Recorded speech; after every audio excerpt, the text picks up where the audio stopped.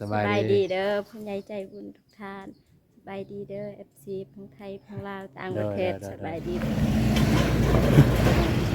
เรียบร้อยเรียบร้อยซื้อข่าวเรียบร้อยเนาะ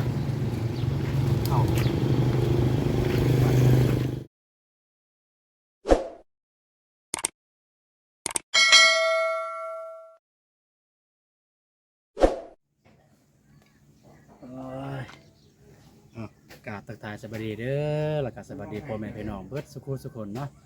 ก็มาเจอกันตอนเช้าพี่น้องเลยประมาณ9 โมงวันนี้อยากไว้แน่เพราะว่าทีมงานเฮาก็เสร็จเกี่ยมเดินทางไปสารบัญพี่น้องเลยแต่ว่าบุฮูว่าสิไปเดิ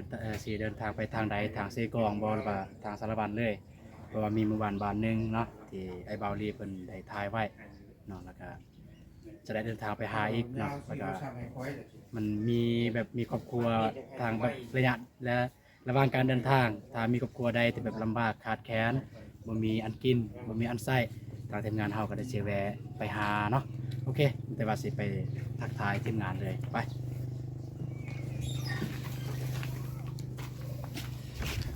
เฮ้ยสบายดีเด้อสบายดีเด้อสบายดีเด้อเด้อสบายดีโอ้ยยาวสูงโพดเนาะสบายดีเบาเจ็บสบายดีโดยสบายดีเบาลี่สบายดีเด้อสบายดีเด้อเลยอยากจะเดินทางไปหน่อยเนาะสบายดีเบานงสบายดีจะเดินทางไปไสมื้อนี้เบาดีอัน10,000แล้วป่ะอันนั้น5,000แล้วป่ะก็แบบไปเรื่อยๆเนาะแบบไปเรื่อยๆเห็นพออยู่ไสคนทุกข์คนยากเขาก็แบบไปบ้านถามไทยเบาดีเพิ่นไปเลยอันละพันหน่อยนึงเลยโอเคจะได้ก็จะได้อัปเดตระยะการเดินทางระยะการเดินทางสิอัปเดตไปเรื่อยๆวันบ่ได้มั้ยนี่น่ะก็กำลังเติมพลังความเย็นเนาะซื้อกระเลมทางไอ้เบาเหยาวไอ้เบาลีเป็นเอาไงเนาะจบไม่กินเลยเอาพอทุกนะป้ายทุกน้ำมันนี่มันสำหรับเครื่องของที่ของไอ้เบาลีเพิ่นเนาะลายเติบเนาะมีเสื้อผ้ามีข้าวปลาอาหารแห้งลายของไอ้เบาลีเพิ่นก็ไปน้ำกันทีมงานเฮาโอ้ไปเจอสารวัตรเลยเพิ่นเอาเลย ไม่แต่ว่าการเดินทางนี้เป็นแนวใดกับเบาตัวสิอัปเดตไปเป็นระยะเด้อเพิ่นเอาเนาะก็สิแวะไปทางใดแวะอยู่ไสก็สิอัปเดตให้เบิ่งเนาะสำหรับการเดินทางครั้งนี้ก็บ่มีหยังหลายเพิ่นเอาเลยคือเก่านั่นแหละทางทีมงานเฮาก็ไปทุกมื้อเพิ่นเอาเลยตอน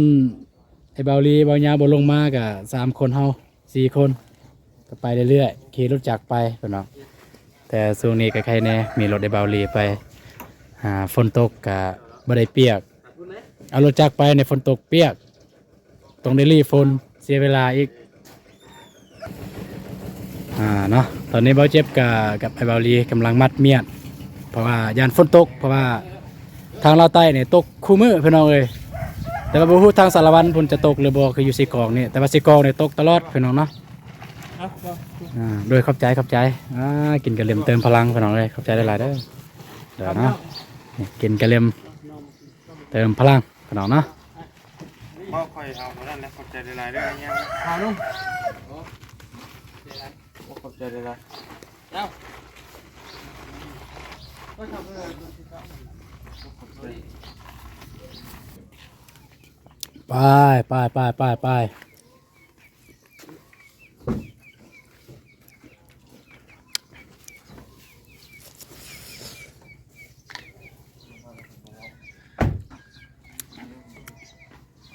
โดเรมอนนะเฮ้ยโปรไฟล์โดเรมอนก็เริ่มออกเดินทางแล้วพี่น้องเนาะก็ออกจากเฮือนไอ้บ่าวอนงแต่บ่ฮู้ว่าหอดจดหมายปลายทางสิหอดจากโมงพี่น้องเนาะก็มันขึ้นกับว่าอุปสรรคทางหน้ามันเป็นจังไดเนาะก็ระหว่างทางก็แวะตลาดพี่น้องแวะมาซื้อข้าวสาร เนาะแวะมาซื้อข้าวสารให้ ผู้ยากจนผู้ที่อยู่บ้าน บ่ชื่อซื้อบ้านไม่ได้ฮอดพุ่นแล้วสิเบิ่งว่าเป็นบ้านอีหยังแต่ว่าอยู่สารวันเพิ่นเอาเว้ย นอนมื้อนั้น ขึ้นกับแขวงสารวันทางไอ้เบาลีก็แวะมาซื้อข้าวแล้วก็ทีมงาน ที่รู้ถ่ายทางตนานมันโปรเต็มมันเป็นแค่28โล ก็ว่าเข้าไป เขาปีนี้แหละ อะไร โอ้แฟนสาวมันที่15โลหาแสนแสน มาเอามาว่าเปิดไทย บ้านไหนนี่ ไปสารวัตร โอ้โลข้างสระบ้านคน ลงไปทางสิอันนั้นบ้านโพน โคนบ่ แมนไปทางเซกอง ทางเสกอง ที่เข้าไปสระบัน เอาซอบหนึงเป็นเอาไว้เนาะได้ป่ะ นะ จ่ายเงินจ่ายคำก่อนเป็นเอาไว้เนาะก็ตอนนี้ก็อยู่ตลาดเมืองท่าแตงแขวงเซกองเป็นเอาไว้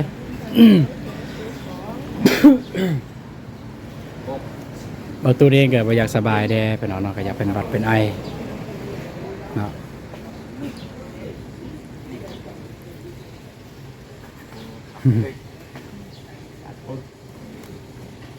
เปิดสี่ โอเคเรียบร้อยจักแสน 6,400 650,000 โลเนาะ แม่ 640,000เนาะกับใจหลายๆเด้อเด้อ ขาประจำมาทำเป็นซื้อไปให้โคตร เรียบร้อยเรียบร้อยซื้อข่าวเรียบร้อยเนาะ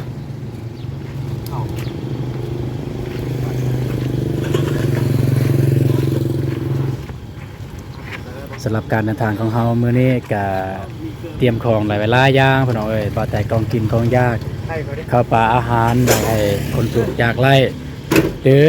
ของกินไว้ทีมงานเฮาเองเนาะก็ได้ซื้อไว้เรียบร้อยพี่น้องเอ้ยเนาะ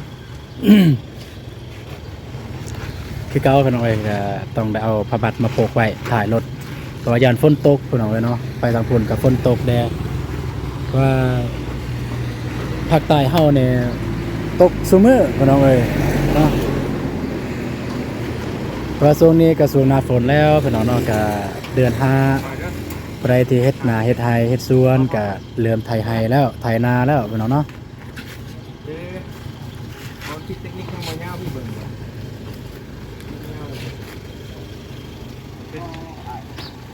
ฮะเล็กกว่าเหรอโอ้โหตะกี้มันก้อนกับเล็กนี่บ่ไม่หรอ ว่านอนรถไอเลียจนคูดเลยพี่น้องเอ้ยเพราะว่าเขาใส่เสือกมัดแล้วก็มีเหล็กแน่ในเสือกกันยันว่ามันลั่นแต่หันแล้วมันคูดเลยว้าโทว้าโทซีจนออกเลยซีรถจนออกเลยพี่น้องเนาะไปโอเคเดินทางพี่น้องก็จะได้อัปเดตเป็นระยะเด้อพี่น้องเด้อเนาะได้แวะอยู่ไสก็จะอัปเดตอยู่หั่นไปพี่น้องเอ้ยความดันลมแหงเสื้อเขาจนหลุดพี่น้องเสื้อมัดผ้าบัดเท่าหลุดเลย ลมมันแหงแล้วก็ส่วนทางส่วนกันกับรถใหญ่เมื่อกี้นี้ตอนนี้ความดันลมมันแหงพี่น้องเอ้ยเนาะเสือเขาลุดเลยที่มัดไว้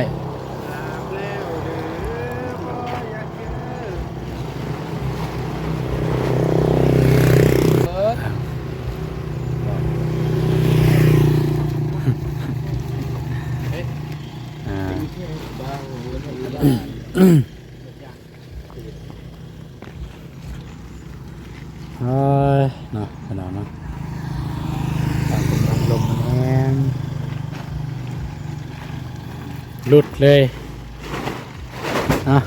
เราเจ็บกะมัดเมียดพี่น้องเนาะเราตูนกะบ่ได้เฮ็ดหยังจับกล่องตัวเองเดินเครื่องเดินคอง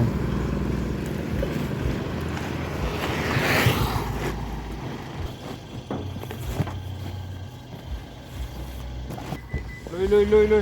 ไปฝนตกจะเอามาคุมไหมพี่น้องเนาะถ้าคนฝนบ่ตกกะบ่คุมก็ได้ เป็นวิธีแรงบ้านเราค่ะ เนาะก็หยุดพักแวะ ซื้อข้าวซื้อน้ำพี่น้องเอ้ยแม่นบ่ โดย อ๋อ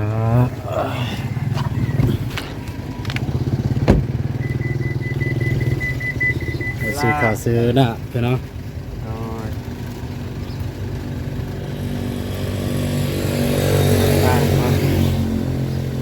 เพื่อกินระหว่างทางบ่ ว่าไปให้ชาติ โอ้ไปหาไอ้สาง โดย อ๋อแสดงว่ายังได้แวะไปหาน้องเดิมคือเก่าเนาะ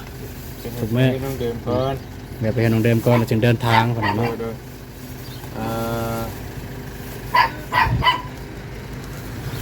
ยนี่เก่งยังไงใช่แล้วเป็นดูถุงก็ได้แล้ว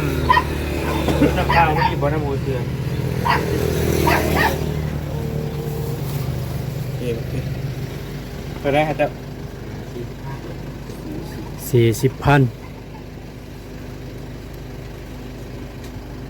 เจ้า โอ้น้ำเหล้าบ่เนี่ยอันนี้น้ำเหล้าบ่เนี่ย น้ำเปล่านี่ น้ำเปล่าอ่าบ่แม่นน้ำเหล้าบ่ มันก็ไปบ่ ไป คุมคิดที่ดีไล่แมงวันเป็นน้องเนาะนี่แบบไล่แมงวัน ตายเลย ไป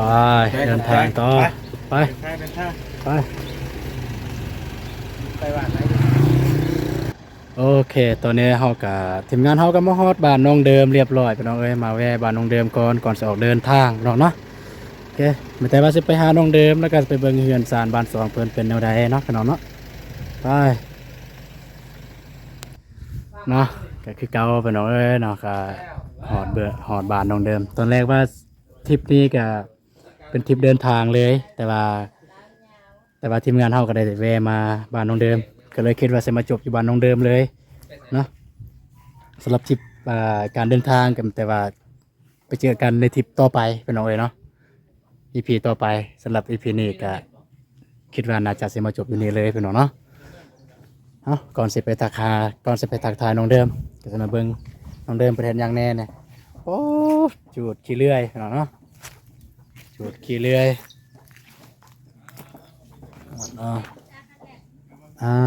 เนาะส่วนผักน้องเดิมขึ้นแล้วพี่น้องขึ้นแล้วนะไผว่าบ่ขึ้นนะไปเบิ่งอยู่เฮือนมันไผแน่อยู่เฮือนน้องเดินจะได้กระโซกระเสาแท้สบายดี สบายดีบอกตู้ เด้อเฮ็ดหยังอยู่ กินน้ บ่สบายบ่ ำแมนปวดหัวเลย โอ้ปวดหัวไอ้มียาปลาร้าอยู่มียาแล้วบ่ ยัง เบิ่งสิสอกเบิ่งยาปลาร้ามีอยู่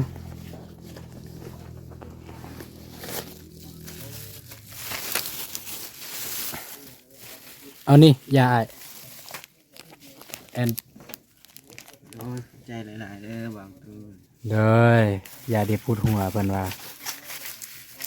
บ่ฮู้ว่าแม่นยาเด็บปวดหัวแล้วบ่เอาเบิดเลย โอ้ยขอบใจหลาย เด้อเอาไปกินจะได้บ่สบายแน่บ่ได้ซอยเวียกสร้างเป็นหยังมื้อนี้สร้างก็บ่เห็นมา ๆหมดจากทุกอย่าง โอ้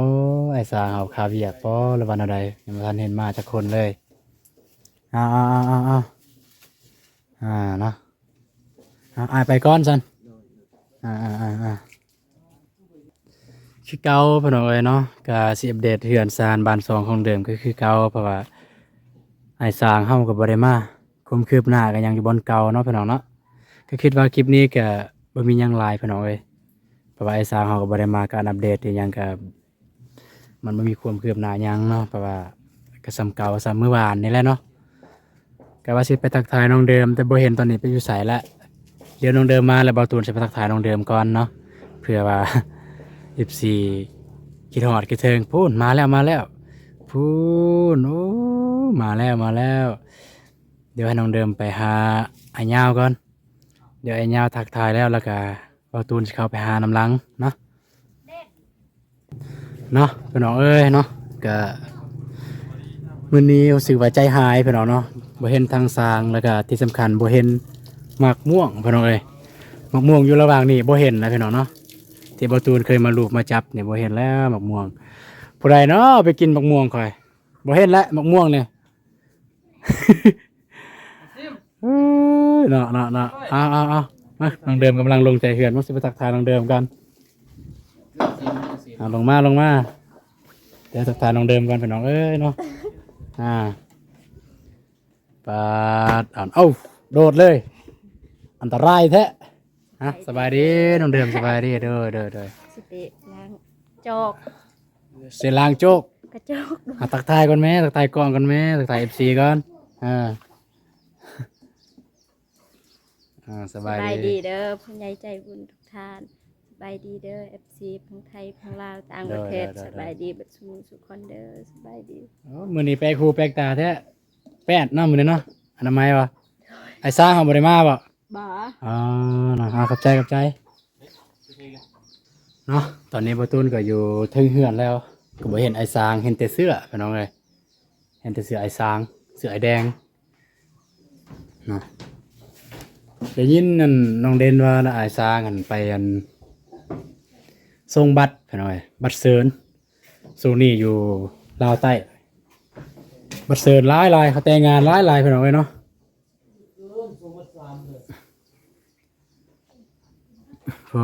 เนาะ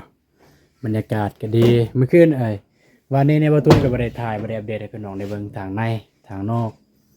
ก็มันจะถ่ายอยู่หลังเฮือนรุมเฮือนก็บ่ได้ให้พี่น้องได้เบิ่งทางเทิงเฮือนเป็นจังไดเนาะคักสุดแล้วเดี๋ยวนี้พี่น้องเอ้ยเฮือนน้องเดิมน้องเด่นคักแต่ยังบ่แล้วเทื่อพี่น้องเอ้ยก็อันนี้ก็มีแต่แอม